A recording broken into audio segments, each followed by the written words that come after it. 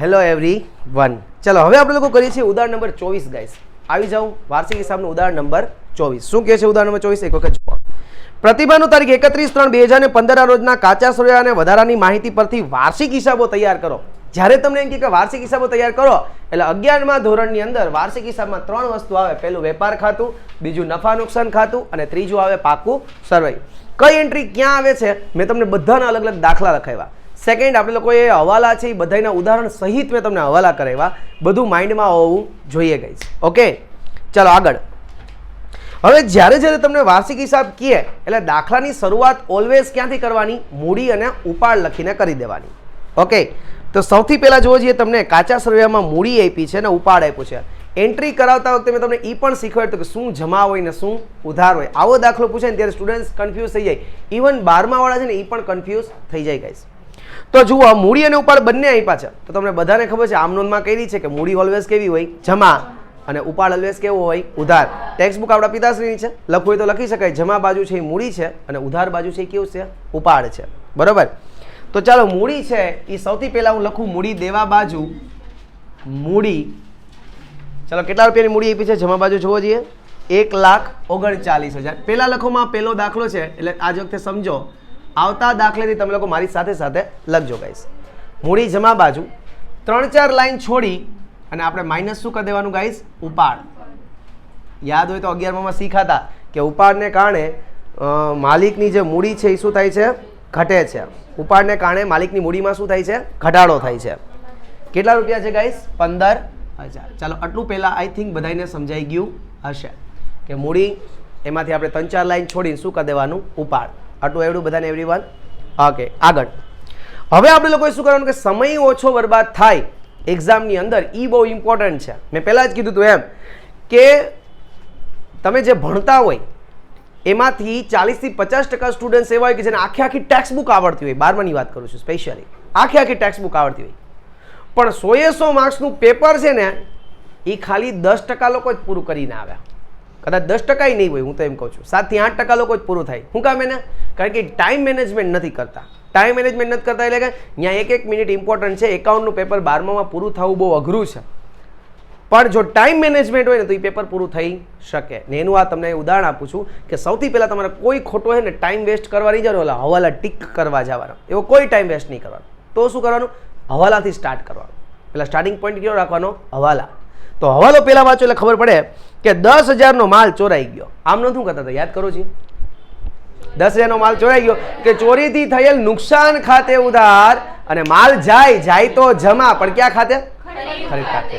બસ એ જ આપણે જામનું કરતા હતા ને એ જ હિસાબમાં લખું છું કે ચોરીથી થયેલ નુકસાન. ચોરીથી નુકસાન થાય તો નુકસાનની એન્ટ્રી આપણે ક્યાં લખીએ છીએ? નફા નુકસાન ખાતાની ઉધાર બાજુ. એટલે પહેલી અસર આપણે લોકો આપીએ નફા નુકસાન ખાતે ઉધાર બાજુ. ચોરીથી નુકસાન. ચોરીથી નુકસાન કેટલા રૂપિયા ગાઈસ? 10,000 ને? 10,000. માલ જાય છે ને કેમાંથી માલ જાય છે? ખરીદીમાંથી. એટલે અહીંયા એક લાઈન છોડી ખરીદી ક્યાં લખીએ છીએ આપણે લોકો? વેપાર ખાતાની ઉધાર બાજુ ખરીદી, અને એમાંથી હું માઇનસ કરીશ ચોરીથી ગયેલ માલ. ચોરીથી ગયેલ માલ કેટલા રૂપિયા ગાઈસ? 10,000. તમે લોકો જ્યારે દાખલો ગણો અને તમને લોકોને યાદ રહીએ એટલા માટે હું અહીંયા કાઉન્સમાં હવાલા નંબર લખતો જઈશ. એટલે આ હવાલો નંબર છે પહેલો અને આ હવાલા નંબર છે પહેલો. આ પહેલા હવાલાની અસર અહીંયા આવી. એટલે જ્યારે તમે લોકો દાખલાની તૈયારી કરતા હોય આગલે દિવસે અથવા એ જ દિવસે તો તમારા હવાલાને ડાયરેક્ટ અહીંયા જ જોવાનું હોય કે પહેલી અસર ક્યાં આપી? તો કે વેપાર ખાતે ઉધાર બાજુ ખરીદીમાંથી બાદ, અને બીજી અસર નફા નુકસાન ખાતાની ઉધાર બાજુ. ક્લિયર? આવડું બધાને કન્ફર્મ? ઓકે. હવાલા નંબર બીજો. 5,000નો માલ નમૂના તરીકે વેચેલ હતો. ચલો 5,000નો માલ નમૂના તરીકે વેચો. યાદ કરો જે આમનો શું લખતા હતા? Very nice. જાહેરાત ખર્ચ ખાતે ઉધાર તે ખરીદ ખાતે જમા. તો જાહેરાત ખર્ચ છે એ ધંધાનો ખર્ચ છે ને. ખર્ચને આપણે લોકો ક્યાં લખીએ છીએ? નફા નુકસાન ખાતે ઉધાર બાજુ, કારણ કે અન્ય ખર્ચ છે. એટલે એને હું ક્યાં લખું ગાઈસ? નફા નુકસાન ખાતાની ઉધાર બાજુ શું લખાશે? જાહેરાત ખર્ચ ખાતે. કેટલા રૂપિયા છે? 5,000. અને ધંધામાંથી માલ જાય છે ને કેવો માલ? તો કે જે માલની ખરીદી કરી છે એટલે માઇનસ કરું નમૂનાથી ગયેલ માલ. ખરીદીમાંથી જ માઇનસ કરું છું નમૂનાથી ગયેલ માલ કેટલા રૂપિયા ગાઈસ? 5000. આટલું ક્લિયર બધાને એવરીવન? આ હવાલા નંબર કેટલામો છે? બીજો. આ હવાલા નંબર છે બીજો. આ પણ હવાલા નંબર કેટલામો છે? બીજો. નાઉ કે એવરીવન આવડ્યું બધાને? Confirm? Sure is this? Okay. એના પછી હવાલો ત્રીજો.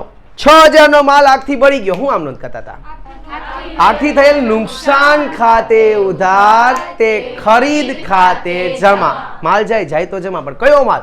તો કે જે માલની ખરીદી કરી હતી એટલે ખરીદ ખાતે આપણે જમા કરતા હતા. તો આગથી થયેલ નુકસાન થયું તો નુકસાન વાર્ષિક હિસાબમાં એક જ જગ્યાએ આવે. ક્યાં? નફા નુકસાન ખાતે ઉધાર બાજુ. તો લખો નફા નુકસાન ખાતાની ઉધાર બાજુ આગથી નુકસાન. ખુશી રેડી ચાલે ને? ખુશી આગથી નુકસાન કેટલા રૂપિયા છે? 6000. અને ધંધામાંથી માલ જાય છે તો ખરીદીમાંથી શું કરી દેવાનો? માઇનસ આગથી બળી ગયેલ માલ કેટલા રૂપિયા ગાઈસ? 6000. અને આનો હવાલા નંબર કેટલામો છે ગાઈસ? ત્રીજો. હવાલા નંબર ત્રીજો. હવાલા નંબર ત્રીજો. આવડું બધાને એવરીવન? કન્ફર્મ? શ્યોર આવડું બધાને? ઓકે. એના પછી આગળ ચોથો હવાલો. 3000 નો માલ ધર્માદામાં આપ્યો. હું આમ નોંધ કરતા હતા? ધર્માદા ખર્ચ ખાતે ઉધાર તે ખરીદ ખાતે જમા. તો ધર્માદા ખર્ચ છે અને ખર્ચની એન્ટ્રી ક્યાં આવે? નફા નુકસાન ખાતે ઉધાર બાજુ. કોઈ 100% બધાનું ધ્યાન અહીંયા આવવું જોઈએ એવરીવન. બરોબર છે? તો ધર્માદા ખર્ચ નફા નુકસાનમાં ઉધાર કરવું એવરીવન. ખર્ચ છે એટલે ધર્માદા ખર્ચ કેટલા રૂપિયા છે? 3000. અને માલ આપ્યો છે એટલે માલ જાય તો જમા. પણ કેમાંથી? ખરીદીમાંથી. તો ખરીદીમાંથી માઇનસ કરવું. ધર્માદાથી ગયેલ માલ કેટલા રૂપિયા છે ગાઈસ? 3000. અને આ હવાલા નંબર કેટલામો છે? ચોથો. ચલો આ ચારે ચાર હવાલામાં કોઈને કઈ વાંધો હોય તો મને કહો. ચારે ચાર હવાલા જોઈ લો. કોઈને કઈ તકલીફ છે? ચલો પહેલો હવાલો આપણે શું કર્યો હતો કે 10000 નો માલ ચોરાઈ ગયો હતો એટલે આપણને નુકસાન થયું. નુકસાન છે નફા નુકસાનમાં ઉધાર કર્યો એટલે માલ ચોરાઈ ગયો એટલે ધંધામાંથી માલ જાય તો ખરીદીમાંથી માઇનસ. બીજો હવાલો હતો કે આપણે લોકોએ 5000 નો માલ નમૂના તરીકે આપ્યો છે. આપણે નમૂના તરીકે એટલે માલ આપીએ છીએ કારણ કે આપણી જાહેરાત થાય. જેમ કે અમે તમને ડેમો લેક્ચર આપીએ છીએ 12માની અંદર. શું કામ એને? કારણ કે અમારી જાહેરાત થાય. તો નમૂના તરીકે માલ આપો છો તમારી જાહેરાત થાય છે. જાહેરાત તમારો ખર્ચ છે ને ખર્ચ નફા નુકસાનમાં ઉધાર.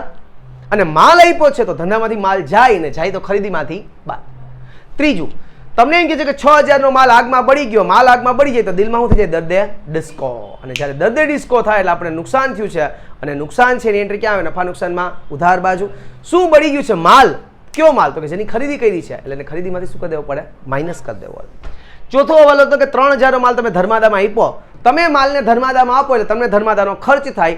ખર્ચને નફા નુકસાનમાં ઉધાર કરીએ અને માલ આપીએ છીએ તો ધંધામાંથી માલ જાય. કયો માલ? તો કે જેની ખરીદી કરી છે એટલે ખરીદીમાંથી બાદ. ના ઓકે વિથ ધીસ ચારે ચાર હવાલા આવડી ગયા? Okay everyone. એના પછી આગળ જુઓ. હવે આપણે લોકોએ શું કરવાનું? કાચું સરવૈયું. આવડી ગયા હવાલા? ઓકે. ટાઈમ વેસ્ટ નહીં થાય. તમે લોકો ફટાફટી કરશો. આરામથી છે તમારે 8, 10 કે 15 મિનિટની અંદર આ દાખલો પૂરો થઈ જશે. બરાબર છે? ઓકે. ચાલો મૂડી ઉપર લખાઈ ગયું. ચાલો હવે વ્યવસ્થિત ખરીદી અને વેચાણ આપ્યું. તો ખરીદી અને વેચાણ ઉધાર હોય ખરીદી, જમા હોય વેચાણ. લખવું તો લખી લેવાય. આપણા પિતાશ્રીની ટેક્સ્ટ બુક છે. કાંઈ વાંધો નહીં. શરમાયા વગર લખી નાખવાનું. ઓકે. ખરીદી ઉધાર હોય એટલે ખરીદીને હું અહીંયા લખી નાખો. આપણે જગ્યા છોડી હતી ત્યાં. ખરીદી કેટલા રૂપિયા છે? 5 લાખ. અને વેચાણને સામે લખું જમા બાજુ વેચાણ કેટલા છે? 8 લાખ અને 50,000. ચાલો આટલું થયું બધાને એવરીવન? આવડું? ઓકે. એના પછી માલ પરત તમને ઉધાર બાજુ આપ્યું છે તો યાદ કરો. ખરીદી ઉધાર હોય તો ખરીદ પરત કેવું હોય? જમા. બરાબર? ખરીદી ઉધાર તો ખરીદ પરત જમા. વેચાણ જમા હોય તો વેચાણ પરત ઉધાર. હવે તમે જોજો તમને કયું પરત આપ્યું? ઉધારમાં બાજુમાં આપ્યું કે જમા બાજુમાં આપ્યું? ઉધાર બાજુમાં. તો ક્યુ પરત હશે? વેચાણ પરત હશે. બાજુમાં લખવું તો લખી નાખો. આ ક્યુ પરત હશે? વેચાણ પરત. Clear everyone? ચલો તો વેચાણ પરત છે તો એને વેચાણમાંથી શું કરી દેવું પડે? માઇનસ. તો લખો માઇનસ. ઓકે મેં અંદર 12 લખી નાખ્યા. 8,50,000 માઇનસ વેચાણ પરત કેટલા રૂપિયા છે? 40,000. કાઉન્સ કરો એનો મતલબ એમ કે માઇનસ છે. ઓકે, એનાથી આગળ વટાવ. ઉધાર આપ્યો ને જમા આપ્યો. ઉધાર હોય આપેલ વટાવ, જમા હોય મળેલ વટાવ. લખવું હોય તો લખી નાખજો. ઉધાર છે એ આપેલ વટાવ અને જમા છે એ મળેલ વટાવ. ઓકે, આપણે કોકને વટાવ આપીએ એટલે કે ડિસ્કાઉન્ટ આપીએ તો આપણને શું થાય? ખર્ચ થાય. ખર્ચ છે એ નફા નુકસાનમાં ઉધાર બાજુ. એટલે ઉધાર બાજુ જે વટાવ આપ્યો છે એ નફા નુકસાનમાં ઉધાર કરું છું. આપેલ વટાવ કેટલા રૂપિયા? 4000. અને જમા બાજુ આપ્યો છે એ મળેલ વટાવ છે ને વટાવ મને મળ્યો છે એટલે મારી આવક છે અને આવકનું એકમાત્ર ઠેકાણું એટલે નફા નુકસાન ખાતાની જમા બાજુ. કેટલા રૂપિયાનો વટાવ મળ્યો છે? 6000. ચાલો, આમાં કોઈને કઈ વાંધો છે એવરીવન? અહીંયા સુધી ક્યાંય વાંધો? શ્યોર? ઓકે, એના પછી આગળ ભાડું આપ્યું છે. ઉધાર કે જમા? ઉધાર. એટલે કાંઈ ન કીધું હોય તો કેવું ભાડું હોય? ચૂકવેલ ભાડું હોય. ભાડું ઉધાર આપ્યું છે એનો મતલબ કંઈક ખર્ચ હશે. બરોબર છે? તો ઉધાર આપ્યું છે, આપણે ભાડું ચૂકવ્યું છે, ધંધાનો ખર્ચ કહેવાય. અને ખર્ચને ક્યાં લખવાનો હોય ગાઈસ? નફા નુકસાન ખાતે ઉધાર બાજુ. ઉધાર બાજુ આપ્યું એટલે હું ઉધાર લખી નાખું. ભાડું કેટલા રૂપિયા છે ગાઈસ? 5000. સર જમા બાજુ આપ્યું હોત તો જમા લખી નાખે, તો એનો મતલબ કે મળેલ ભાડું છે. ઓકે, એના પછી દેવાદારો ને લેણદારો નક્કી કરો. ઉધાર હોય દેવાદારો, જમા હોય લેણદારો. લખી લેવાનો પ્રેમથી, શરમાયા વગર આપણે. તો દેવાદારો છે એ ક્યાં આવ્યા? મિલકત લેણાબાદ. હવે ઘણાને એવી તકલીફ હોય કે સર આપણે અહીંયા ફોર્મેટ પ્રમાણે લખીએ તો કે ભાઈ અહીંયા બિન ચાલુ મિલકતો, અહીંયા રોકાણો, અહીંયા ચાલુ મિલકતો. તો એનાથી તમારી ઇમ્પ્રેશન સારી છૂટે લખો તો. પણ તમે નથી લખતા તો ઇટ ડઝન્ટ મીન કે તમને ખબર નથી કે ચાલુ મિલકત કઈ છે ને બિન ચાલુ કઈ છે. બરાબર? તમે આમ લખો તો થોડુંક સમયમાં ઓછું જોઈએ અને વ્યવસ્થિત લખી શકો. બરાબર છે? દેવાદારો 1 લાખ રૂપિયા અને લેણદારો ક્યાં લખાય? મૂડી દેવા બાજુ. લેણદારો કેટલા રૂપિયા? 80000. જો તો ઘાલખાદ અનામત નથી ને, વળી બાદ કરવી જોઈએ આપણે. આગળ ક્યાંય છે ઘાલખાદ અનામત? નથી આપી તો ટેન્શન નથી. ચાલો, આટલું આવડ્યું બધાને એવરીવન? હવે કમિશન આપ્યું છે. ઉધાર છે કે જમા છે? ઉધાર. તો શું કરશો? ઉધાર કમિશન આપ્યું હોય તો નફા નુકસાનમાં ઉધાર બાજુ કરી દેવાનું. ઉધાર આપ્યું છે તો શું કરવાનું? નફા નુકસાનમાં ઉધાર બાજુ. એ ચૂકવેલ કમિશન કહેવાય. બરોબર છે? તો અહીંયા લખું કમિશન કેટલા રૂપિયા એવરીવન? 6000. આવડ્યું બધાને? એના પછી આગળ હુંડીઓ. ઉધાર હોય લેણી ઊંડી, જમા હોય દેવી ઊંડી. લખવું હોય તો લખી લેવાય. ઉધાર છે તો લેણી ઊંડી, જમા છે એ દેવી ઊંડી. લખી લેવાય શરમાયા વગર, ટેન્શન લેવાય નહીં. લેણી ઊંડી છે એ ક્યાં લખાય? લેણી એટલે લેણા બાજુ. મિલકત લેણા બાજુ. લેણી ઊંડી 15000. અને પછી શું આપ્યું છે? દેવી ઊંડી. એ લખાય મૂડી દેવા બાજુ. દેવી હુંડી કેટલા રૂપિયા ગાઈસ? 25000. ચલો, આમાં કોઈને કઈ વાંધો વાંઢી હોય તો કયો? છે કોઈને કઈ તકલીફ? નહીં. હાલો, એના પછી રોકડ શિલક. તમારી શું કહેવાય? પેલા તો રોકડ શિલક તમારી કહેવાય મિલકત. અને મિલકતને ક્યાં લખાય? મિલકત લેણા બાજુ. લખો જી મિલકત લેણા બાજુ. ફ્રેન્ડ્સ, રોકડ શિલક કેટલા રૂપિયા? 10000. ચલો, પછી શું છે? બેંક શિલક. તો બેંક શિલક છે એ પણ તમારી શું કહેવાય? મિલકત જ કહેવાય. તો એને પણ ક્યાં લખાય? મિલકત લેણા બાજુ. બેંક શિલક કેટલા રૂપિયા છે? 25000. બેંક શિલક 25000. એનાથી આગળ આપણે જઈએ ફ્રેન્ડ્સ, મકાન. મકાન ધંધાની શું કહેવાય? તો એને પણ ક્યાં લખાય? મિલકત લેણા બાજુ. લખો મકાન કેટલા રૂપિયા છે? 1 લાખ. ચલો, એના પછી ફર્નિચર. ફર્નિચર ધંધાની શું કહેવાય? મિલકત. એને પણ લખો મિલકત લેણા બાજુ. ફર્નિચર કેટલા રૂપિયા? 30000. ચલો, એના પછી યંત્રો પણ ધંધાની શું કહેવાય? મિલકત. એને પણ લખો મિલકત લેણા બાજુ. કેટલા રૂપિયા? 2 લાખ. 2 લાખ. એના પછી મજૂરી. મજૂરી ક્યારે દેવાની હોય? માલની ખરીદી કરવા જાવ ત્યારે. એટલે મજૂરી આપણો ખર્ચ છે, પણ ક્યારે ખર્ચી ચૂકવવાનો હોય તો કે માલની ખરીદી કરવા જાવ ત્યારે. અને માલની ખરીદીને લગતો ખર્ચ ક્યાં આવે? વેપાર ખાતે ઉધાર બાજુ.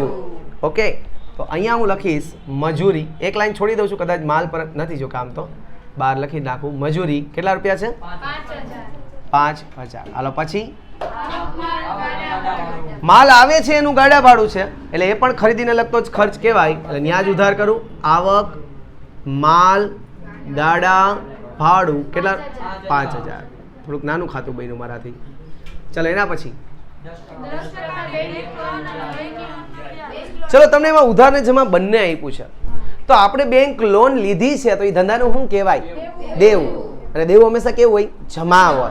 એટલે જમા છે ને એ બેંક લોન છે અને ઉધાર આપ્યું છે એ બેંક લોનનું શું આપ્યું છે? વ્યાજ આપ્યું છે. સમજાઈ જાય?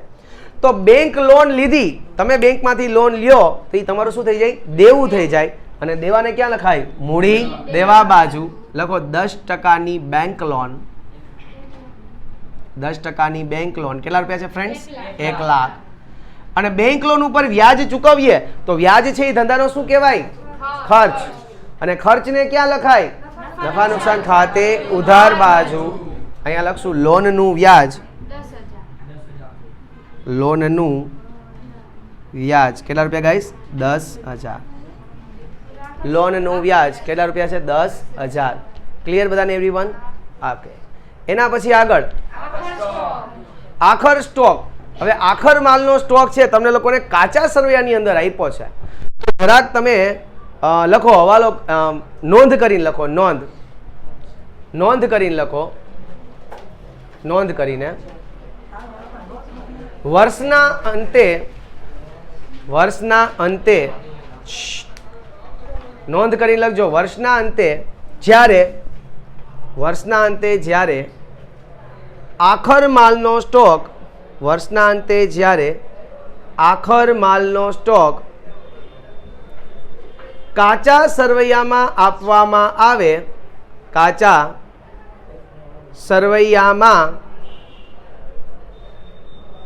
આપવામાં આવે ત્યારે તેની માત્ર એક જ અસર થાય છે. અને તે પાકા સરવૈયામાં મિલકત લેણા બાજુ. હવે આપણે દાખલા ગણ્યા હતા જ્યારે છૂટા કરતા હતા ત્યારે મેં તમને લોકોને પાકા સરવૈયાનો દાખલો ગણાવ્યો હતો ને ત્યારે મેં એમાં આખો સ્ટોક તમને લોકોને કાચા સરવૈયામાં આપ્યો હતો. બરાબર છે? એની એક જ અસર દેવાની ને ક્યાં લખવાની? પાકા સરવૈયામાં મિલકત લેણા બાજુ. તો લખો પાકા સરવૈયામાં મિલકત લેણા બાજુ આખર સ્ટોક કેટલા રૂપિયા છે ફ્રેન્ડ્સ? 30,000. આખર સ્ટોક કેટલા રૂપિયા છે ફ્રેન્ડ્સ? 30,000. આખર સ્ટોક કેટલા છે? 30,000. ક્લિયર બધાને એવરીવન? આગળ ઓફિસ ખર્ચ છે એ ક્યાં લખાય? નફા નુકસાન ખાતે ઉધાર બાજુ લખો ઓફિસ ખર્ચા કેટલા રૂપિયા ફ્રેન્ડ્સ? 1 લાખ. ચલો અહીંયા કોઈને કઈ વાંધો છે એવરીવન? કન્ફર્મ? શ્યોર? અહીંયા સુધી આખો દાખલો સમજાડો બધાને. હજી ઘરે જઈને આ વિડીયો હું અપલોડ કરી દઈશ આજે જ. તો ઘરે જઈને આ વિડીયો પાછો જોવાનો એટલે દાખલા આપણને આવડી જાય. જો અત્યારથી તમે વાર્ષિક હિસાબમાં પરફેક્ટ રહેશો તો 12માની અંદરનો જે પાર્ટ 1 છે એ સુપર રહી છે તમારો. અને પાર્ટ 1 અત્યારે એપ્રોક્સિમેટલી 62 માર્ક્સનો છે 12માની અંદરનો. એ આના ઉપર ડિપેન્ડ છે વાર્ષિક હિસાબ ઉપર. એટલે વાર્ષિક હિસાબ તમારા સુપર હોવા જોઈએ ફ્રેન્ડ્સ. ચલો હવે આનો ટોટલ બહાર કાઢો તો પેલા ખરીદીનો 4,76,000. જો લાગે બાગે લોહીની દર આપણી પર નામની તમે કીધું 4,76,000 એટલે મેં લખ્યા 4,76,000. ચલો આનો ટોટલ 8,10,000. આટલું ક્લિયર બધાને એવરીવન? ચાલો હવે આનો ટોટલ કરો છીએ. આનો ટોટલ ચલો ઉધાર ને જમા કોનો ટોટલ વધારે છે? અહીંયા જમાનો વધારે છે 8,10,000. જોતા ખબર પડી કે આનો 8,10 વધારે છે તો આપણે અહીંયા લખી નાખીએ 8,10,000. એ જ ટોટલ પાછો અહીંયા લખીએ ફ્રેન્ડ્સ 8,10,000. આટલું થયું. ચાલો હવે અહીંયા રૂપિયા કેટલા ઘટે છે જોજી. આ 8,10 માંથી તમારા ત્રણેય માઇનસ કરી દો તો અહીંયા ઘટ્યા કેટલા? 3,24,000. અહીંયા કેટલા ઘટ્યા? 3,24,000. આને આપણે લોકોએ શું કહેવાનું? કાચો નફો. આ કાચો નફો છે એના પછીના ખાતામાં લઈ જવાનો. એટલે ક્યાં લઈ જવાનું? નફા નુકસાન ખાતે લઈ ગયા. નફા નુકસાન ખાતે લઈ ગયા. બેસ્ટ વ્યક્તિત્વ તો એ જ છે કે આ બધું લખશે. ન્યા ઉધાર થયો આ કાચો નફો તો અહીંયા શું કરી દેવાનું? જમા. લખવાનું કાચો નફો કૌંસમાં વેપાર ખાતેથી લાવ્યા કેટલા રૂપિયા છે ફ્રેન્ડ્સ? 3,24,000. નાવ ઓકે એવરીવન. હવે ચલો હવે અહીંયા ટોટલ કરો છીએ. જમા બાજુનો જ વધારે છે આ વખતે પણ, એટલે 3,30,000 એ ટોટલ અહીંયા મૂકો એવરીવન. 3,30 માંથી આ બધું માઇનસ કરો. 1,00,000. આ જે 1,81,000 બચે છે એને કહેવાય ચોખ્ખો નફો. હવે ધંધામાંથી જે ચોખ્ખો નફો મળે એ કોનો? માલિકનો. માલિકની મૂડીમાં શું કરી દેવાનું? આને પ્લસ. એટલે અહીંયા લખવાનું પાકા સરવૈયામાં મૂડીમાં ઉમેરો. એટલે મૂડીમાં આને શું કરી દઈએ? પ્લસ ચોખ્ખો નફો. પ્લસ ચોખ્ખો નફો કેટલો છે? 1,81,000. આન્સર જોતા જાજો એવરીવન. એટલે તમારા ભૂલ નથી ને, સરવાળામાં તો ખબર પડી જાય. 1,81,000 બરોબર છે. ટોટલ કરો. 5,10,000. અરે આનો ટોટલ 1,39 પ્લસ 1,81. નહીં 1,39 પ્લસ 1,81,000 માઇનસ 15,000. હા 3,05,000. આખું ટોટલ જ માઇનસ કરવાનું, બહાર કાઢવાનો. 3 લાખ કેટલા રૂપિયા? 5,000. આટલું આવ્યું એવરીવન બધાને? ઓકે. હવે બધાનો ટોટલ કરો છે. આખાઈનો ટોટલ 5,10,000. 5,10,000. આ સાઈડનો 5,10,000. શ્યોર ને? ચલો. કોમર્સના સ્ટુડન્ટ્સનો માત્ર એક જ ઉદ્દેશ્ય હોય ને, કોમર્સનો સ્ટુડન્ટ એક માટે જ આ બધી ગણતરી કરતો હોય કે વાર્ષિક હિસાબની અંદર પાકા સરવૈયાનો સરવાળો કેવો થવો જોઈએ? સરખો. કોમર્સનો સ્ટુડન્ટ આના માટે મહેનત કરશે. બરોબર છે કે પાકા સરવૈયાની અંદર આ બે સરવાળો, એટલે જ્યારે તમે છેલ્લે ગણતરી કરતા હશો ને ત્યારે ધક ધક ધક ધક ચાલુ થઈ જાય કે આપણે છેલ્લે મળશે કે નહીં મળે. ને આ બેને મળાવો કેવો છે? જરૂરી. અને બીજી વસ્તુ એ કહી દઉં કે આ બે મળી જાય ડઝન્ટ મીન કે તમારો દાખલો સાચો જ છે. તમે ખરેખર વાર્ષિક હિસાબની અસર ન આપો ને તો આ બે તો મળી જ જાય, પણ જવાબ હરખાનો, આ ને હરખા ન હોય. 5-10 5-10 ન હોય, કંઈક અલગ ટોટલ આવે. હરખા થઈ જાય એટલે કે એવું જરૂરી નથી કે તમારો ટોટલ ટેલી થઈ ગયો તો તમારો દાખલો સાચો છે, એ પણ નક્કી કરી શકાય નહીં. તમારી એન્ટ્રી બધી સાચી હોય છે અને તમારા હવાલા છે એ પણ કહેવા હોવા જોઈએ સાચા. ચલો આ વિડીયો લેક્ચર અહીંયા સુધી, મળીએ નેક્સ્ટ વિડીયો લેક્ચરમાં. ત્યાં સુધી જય હિન્દ, જય ભારત, જય દ્વારકાધીશ.